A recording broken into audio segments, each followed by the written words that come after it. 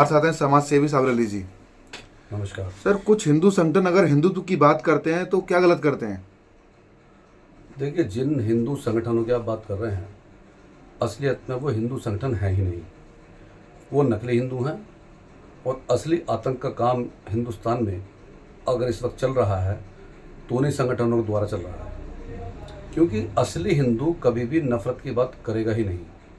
पहले मैं किसी का नाम नहीं लेता जो अपने आप को हिंदुस्तान का हीरो मानते हैं, जबकि हिंदुस्तान के ना हिंदू, ना मुसलमान, ना सिख, ना ईसाई उनको जीरो भी नहीं मानते, क्योंकि ये गधे सिर्फ नफरत को फैलाने का काम करते हैं।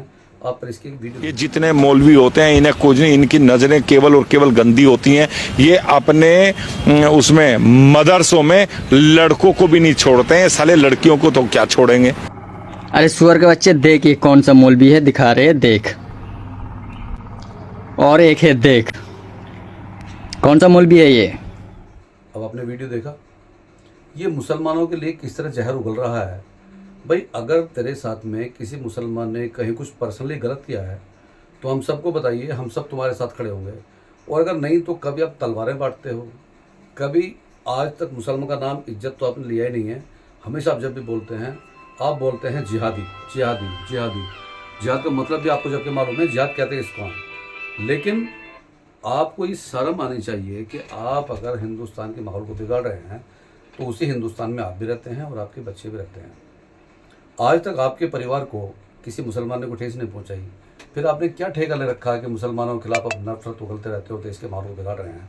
तो असली आतंकवादी या जिहादी ये मुसलमान भाई नहीं है, ये तुम जैसे लोग और तुम्हारे जैसे संगठन जो नफरत फैलाने का काम कर रहे हैं, ये वो लोग हैं जिसकी सज़ा तुम्हें कभी न कभी ऊपर वाला भी देगा। आज आप सरकार के संरक्षण में हो, कल जब सरकार का हाथ हट जाएगा तब आपको पता लगेगा। सर, दूसरा सवाल है, अगर ये लोग सनातन धर्म को बचाने के लिए जय श्री राम के नारे लगाते हैं तो कुछ लोगों को परेशानी क्यों होती है? सबसे पहले तो मुझे बताइए, सनातन धर्म इतना कमज़ोर है जो ऐसे नामर्दों को कि उसको जरूरत पड़ती है उसको बचाने के लिए? धर्म इनसे ऊपर है या ये धर्म से ऊपर है, ये समझ नहीं आती। अगर ये धर्म से ऊपर हैं तो इनको किसी ने परमिशन दे दी कि आप इस तरह की बकवास कीजिए? भाई, सनातन धर्म पहले से अगर चला रहा है तो पहले से तुम चला रहे थे, तुम्हारे बाप दादा चला रहे थे क्या? धर्म सब ठीक होते, कोई ख़राब नहीं, इसको ख़राब आप लोगों ने किया हुआ है। और दूसरी बात, हम उस भगवान को या किसी भी ऐसी शक्ति को नहीं मानते जिसको आप लोगों ने बनाया। हम उसको मानते हैं जिसने पूरा संसार बनाया है और जिसने आपको और हमें सबको बनाया है।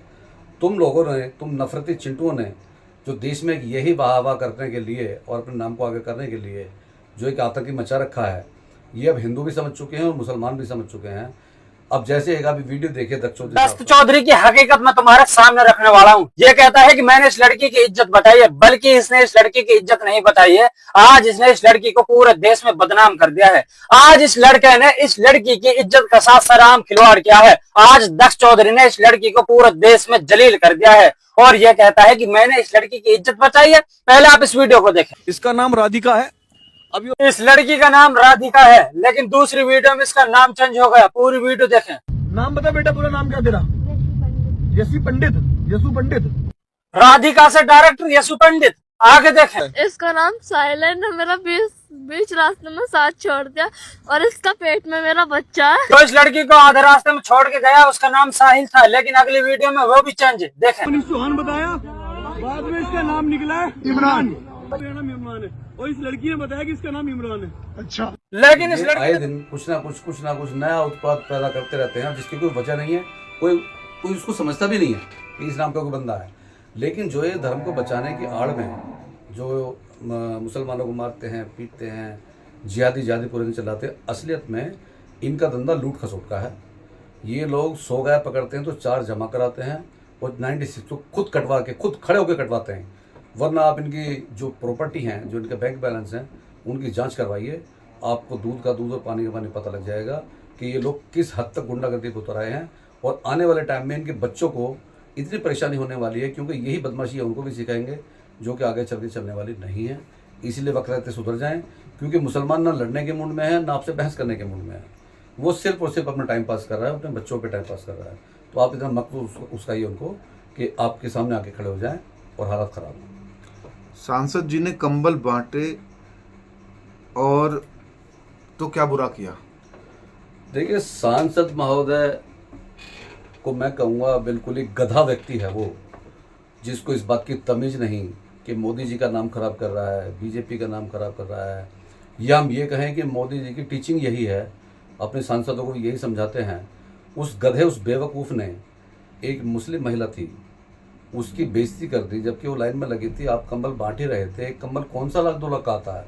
अबे जो कंबल तू बांट रहा था मुश्किल से 100-150 रुपये का कंबल है वो बेचारी अगर अपने ज़रूरत के मुताबिक वहाँ चली गई तो तूने उसकी बेइज्जती की, लेकिन बेइज्जती का अंजाम ऊपर वाले ने तुझे हाथ क्या दिखाया, इसका पहले आप वीडियो देखिए। एक तरफ क्या नाम तेरा? हट एक तरफ जो आप लोग बैठे ना, मैंने बताया जो मोदी गाड़ी रहने वाला उसको लड़ने का हक ही नहीं है। लड़ना चाहिए ना, कहीं गाँव में बुरा लगा, किसी बुरा लगा। इधर बैठा, जो भी है ना इधर बैठा, पहले बता दीजिए आप इधर बता हाँ। जो भी है। इस व्यवहार से महिला बेहद आहत हुई और मौके पर मौजूद ग्रामीणों में नाराजगी फैल गई। ग्रामीणों ने इसे भेदभावपूर्ण और अमानवीय करार दिया।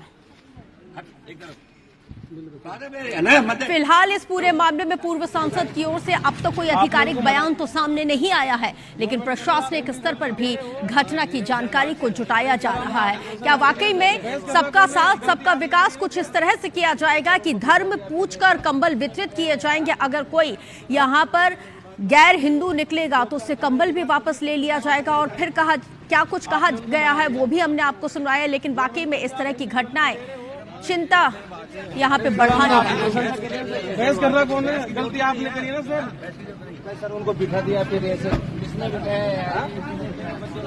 देने के बाद वापस दे रहे हो, लोकतांत्रिक में अधिकार बोलिए सबको समान अधिकार। आपने उनको मना किया, गवर्नमेंट का नहीं, आप इंडिविजुअल दे रहे हो।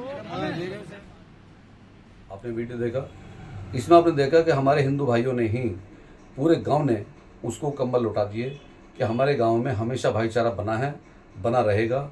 आप जैसे दोगले और छोटी नीयत के नेता यहाँ के माहौल को ख़राब नहीं कर सकते।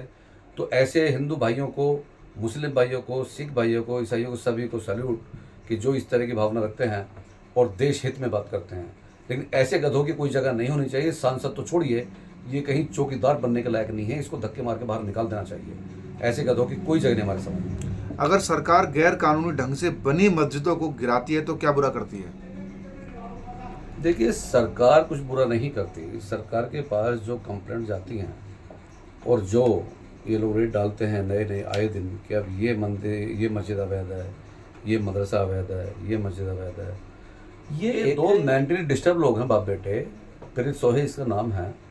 ये आए दिन सिर्फ ये काम करता है कि मस्जिदों के लिए आटे लगा करके उनकी कंप्लेंट करता है, जबकि इसको ये नहीं मालूम और जनता को भी नहीं मालूम ये खुद बहुत बड़ा आतंकी और पापी है। इसके खिलाफ कम से कम 15 केस दर्ज हैं जो बहुत ही संगीन धाराओं में दर्ज हैं। तो आप मुझे ये बताइए, ऐसे व्यक्ति के सिर्फ कह देने से मस्जिद को गिराना ये एक सरासर एक समुदाय पे जुल्म है जो सरकार को नहीं करना चाहिए। भाई पहले कम से कम उसकी तफ्तीश करें। अगर किसी को आपत्ति और है ही नहीं इस गधे के अलावा, तो फिर मस्जिद को और मदरसों को ऐसे गिराना उचित नहीं है। इससे मुसलमानों का मनोबल बहुत डाउन होता है और आने वाले टाइम में ये हमारे भाईचारे को ख़राब करेगा। इसीलिए सरकार को संज्ञान लेके ही कुछ करना चाहिए, ऐसे नहीं। अब आप ये देखें कि एक तरफ सरकार मस्जिदों को तोड़ती है, उन पर ताले लगाती है, लेकिन दूसरी तरफ आप जो लखनऊ देख रहे हैं कि हमारे जो छात्र हैं हिंदू भाई, वो आपस में कड़ी से कड़ी मिला के खड़े हुए हैं और सीधा बोल रहे हैं कि आप नमाज पढ़िए और हम आपकी सुरक्षा के लिए खड़े हैं। आप पहले वीडियो देखिए। आपने वीडियो देखा, मुस्लिम भाई नमाज पढ़ रहे हैं, हिंदू भाई उनकी सुरक्षा के लिए खड़े हैं। कहीं हिंदू भाई पूजा कर रहे हैं और मुसलमान उनकी सुरक्षा में खड़े हों, इससे बेहतर चीज़ हमारे देश को क्या मिल सकती है? इससे अच्छा संदेश और क्या हो सकता है? तो हमें ऐसे संदेश देने वालों की ज़रूरत है, हमें उन गधों की ज़रूरत नहीं है जो हमारे देश में नफरत फैला रहे हैं। वक्त रहते सुधर जाएं, वरना आगे आने वाला टाइम उनके लिए ठीक नहीं होगा। इसी के साथ जय हिंद, खुदा हाफिज़।